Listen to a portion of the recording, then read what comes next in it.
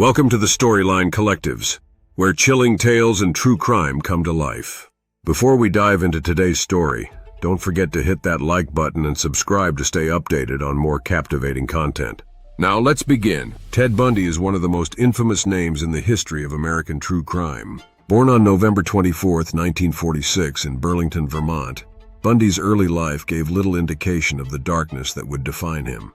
Raised by his grandparents under the belief that they were his parents, Bundy grew up thinking his biological mother was his older sister, a revelation that some speculate deeply affected him. Despite this, Bundy's childhood was largely unremarkable to outsiders, marked by intelligence, good looks, and a polite demeanor. Bundy's outward charm and intelligence masked a deeply troubled psyche. As a young adult, he struggled to find a stable direction in life. Though he attended college and showed promise as a law student, he frequently dropped out and lacked a clear path. By his mid-20s, Bundy's charm and manipulative abilities began to evolve into something far more sinister. In the early 1970s, women began to disappear across multiple states, including Washington, Oregon, and Utah. The disappearances shared chilling similarities. Young women would vanish without a trace, often after last being seen with a man who fit Bundy's description. Many survivors and witnesses described him as a handsome, well-dressed man who often feigned an injury or disability to gain sympathy. Using props like a sling or crutches, Bundy would ask for help carrying items to his car, a Volkswagen Beetle. Once a woman offered assistance, she would be overpowered and abducted. Bundy's reign of terror escalated as he became more confident and bold. By 1974, authorities in Washington and Oregon began connecting the dots between the disappearances. Witnesses reported seeing a man named Ted driving a Beetle near the crime scenes. Despite these leads, Bundy's ability to charm those around him allowed him to evade serious suspicion for years. Behind the scenes, Bundy led a double life. To many, he appeared to be a successful, charismatic young man with a bright future.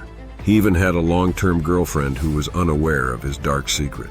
This facade made his eventual unmasking all the more shocking to those who knew him. In August 1975, Bundy was pulled over by police in Utah. Inside his car, authorities found suspicious items, including handcuffs, a crowbar, and a mask.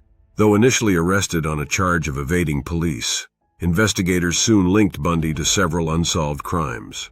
As evidence mounted, Bundy's web of lies began to unravel. He was eventually charged with kidnapping in Utah, but this was only the tip of the iceberg. Even while in custody, Bundy's manipulative nature and cunning intellect came into play. In 1977, he escaped from a courthouse library by jumping from a second-story window while acting as his own attorney. After weeks on the run, he was recaptured, only to escape again later that year by sawing through the ceiling of his jail cell. This second escape led him to Florida, where he committed some of his most heinous acts.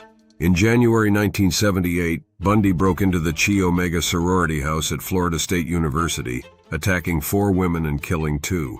The brutal nature of the crime shocked the nation and marked the beginning of Bundy's downfall. Shortly after, he was apprehended in Pensacola, Florida, while driving a stolen car. This time, there would be no escape. Bundy's trial in 1979 became a media spectacle, as it was one of the first to be televised. Acting as his own attorney, Bundy displayed the same charm and arrogance that had helped him evade capture for so long. Despite his efforts, the evidence against him was overwhelming. He was convicted and sentenced to death for the murders at the Chi Omega house. A separate trial later added another death sentence for the murder of a 12-year-old girl.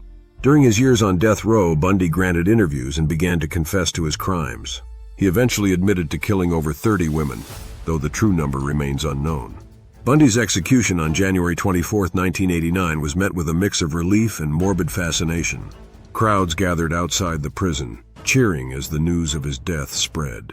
What sets Bundy apart from other criminals in history is not just the sheer number of his victims, but the calculated and manipulative nature of his crimes.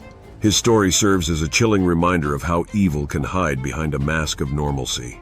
Bundy's case continues to captivate true crime enthusiasts and psychologists alike, offering a grim insight into the mind of a predator. Thank you for joining us on this deep dive into one of history's most chilling cases.